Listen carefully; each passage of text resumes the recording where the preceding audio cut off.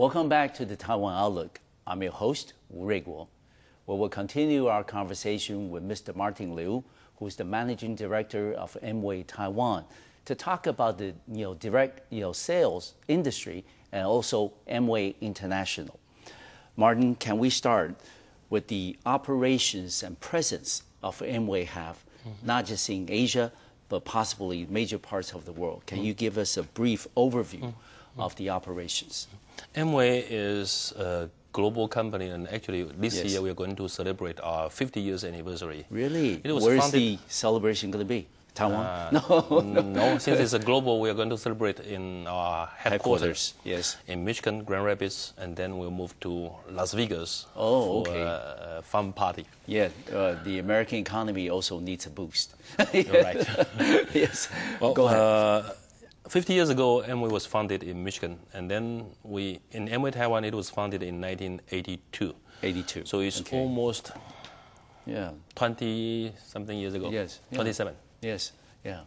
And China, well, you mentioned that my title is the Managing Director of Amway Taiwan. Yes. I actually had another working title. Yes, simultaneously. Right. I'm also the Vice President of Amway Greater China. And that's the reason why I was able to bring Chinese distributors from mainland to Taiwan. Yes. Well, in Taiwan, that Amway has 27 years. We have achieved quite good business in the last 27 years. We are around $200 million size in Taiwan alone. 1 year. 1 year. Okay. Of course, Okay.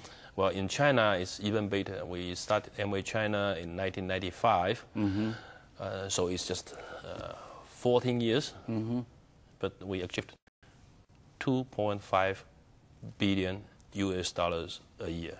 In China, in 2008. In 2008. Okay, that's very impressive. Yeah, yes. That is the single largest market in Amway worldwide. Okay. So we are doing quite good in both Taiwan and in China. Yes.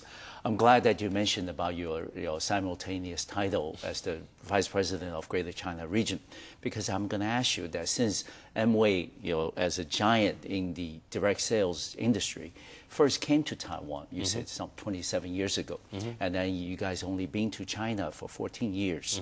Of course, your experience in Taiwan first must have some positive spillover effect to the development of business in China because of similarities in language, in custom, and lifestyle. So how did you, how were you able to utilize your Taiwan experience onto the development of business for Amway in China? Well, I think we cannot assume that the Taiwan experience was the reason why we can be so successful in China market. Okay. Although we did have a certain number of Taiwan distributors who have experience working in Taiwan market. Yes. They went to China market together with the company in 1995. Okay. When we launched the market. So there were a lot of business was built by Taiwanese, not only me, but I think with a lot of Taiwanese distributors. Okay. So they start up the business in China. And I mentioned that we don't assume that Taiwan experience is transferable. Right. Yeah. It's because that China market, although is Chinese, we speak Mandarin, we write in Chinese, there are some differences. For example? For example, is the regulation or the government attitude or how people look at direct selling. Direct selling was some kind of debatable business or business model in China in the last few years. Chinese government even banned direct selling in 1989. So our business model was challenged in China, but the whole management team, we adopt to that unique regulation environment. We were flexible enough. For example, we open shops. Okay. As you know, direct selling, you don't have shops. We don't have shops. Yes. We call ourselves non-shop direct selling. Yes. And we operate by shops in China. Okay. We have more than 250 real good shops. Stores. Yes. almost in every city and every provinces. So we were flexible enough, we were committed enough. We never think even a single moment of quit from that market. Even direct selling was banned in 1989. Okay. And 1998. So I think we provide good quality product. We committed to that market, and we train our distributors well. We spend the highest budget compared with the other market, Amway market. In China, we spend the highest the budget for distributor training. Yes. I think those were the major factors. Right, that we can be so successful in China. Yeah. Interesting that you should mention about training. Like you said, even though there are similarities in terms of language, in terms of customs and lifestyle between China and Taiwan, the experience that you had in Taiwan is not necessarily transferable onto the mainland. So what are some of the other problems that you might have experienced in addition to government, in addition to regulation, and also in addition of the social reservations that they have towards the direct sales industry? How did you overcome those difficulties?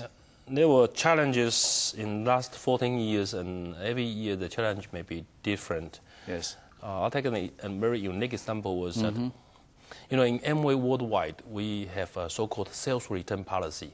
We call it satisfaction guarantee. Okay. You buy Amway product, if you feel not satisfied, we will refund you, 100% refund you the money without any question asked.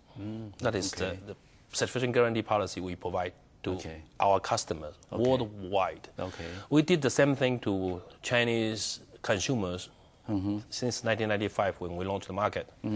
But in 1997, we encountered some challenges. I was in Shanghai, working in Shanghai at that moment of time, and we heard that, in the campus in Shanghai, those young students, they told each other that, Amway shampoo is free.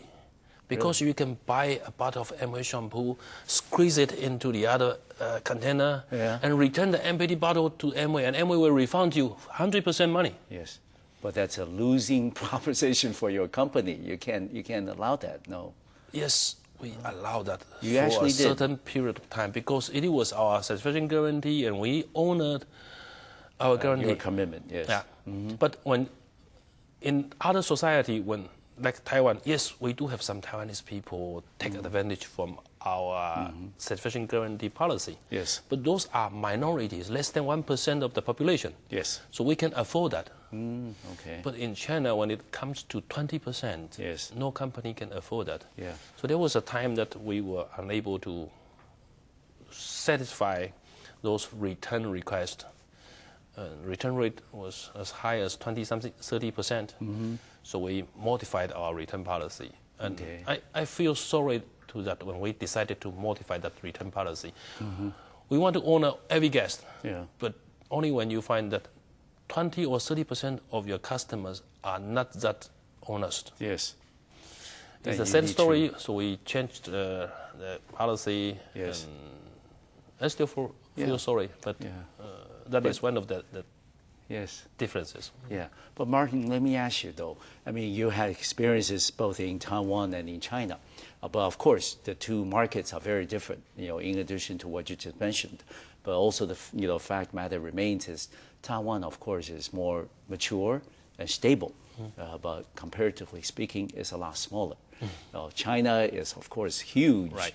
And also it's only 14, 15 years for Amway to be in China. So it is a relatively young market. Right. So in the sense, we look ahead to the future.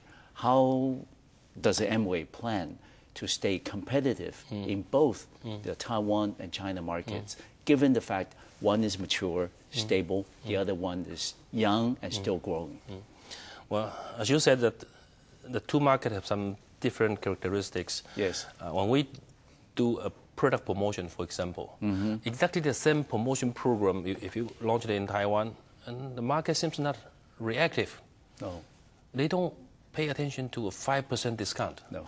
But in China, people were lined up from the midnight, just want to get the premium from that promotion. Okay. So the two market is a little bit different. Yes. And I think, but the similar part is that we have good reputation in both market, and Amway product quality is well recognized by consumers in both sides.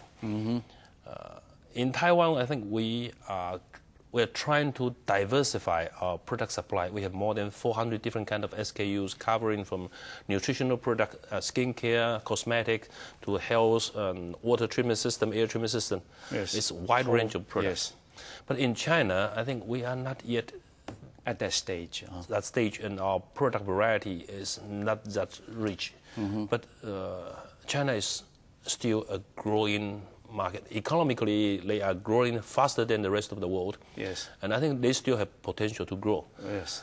We no doubt have about that. Yes.